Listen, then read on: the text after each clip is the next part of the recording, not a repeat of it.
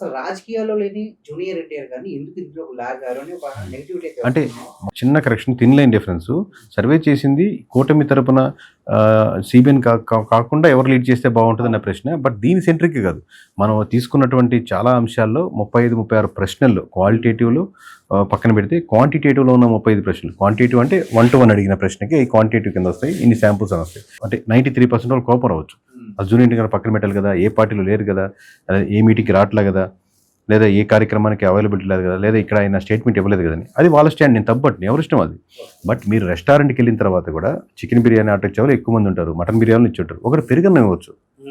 పెరుగన్నం ఇచ్చేవాడు రెస్టారెంట్కి వచ్చి వాడికి అది ఇష్టం అయింది. ఆ 11%కి జూనియర్ ఎన్టీఆర్ నచ్చారు. దాన్ని మనం కండెమ్ చేయలేం కదా. We're representing the numbers. యావరేజ్గా రెస్టారెంట్ సర్వే చేసుకొని 100కి 6 మందో 7 మందో పెరుగన్నం కూడా ఆర్డర్ ఇస్తున్నారు అనుకుంటున్నాం. పెరుగన్నం వాళ్ళకి ఇవ్వాల్సిన అవసరం ఏముందంటే ఎవరిష్టం వాళ్ళది. ఎవరి ఇష్టం వాళ్ళది.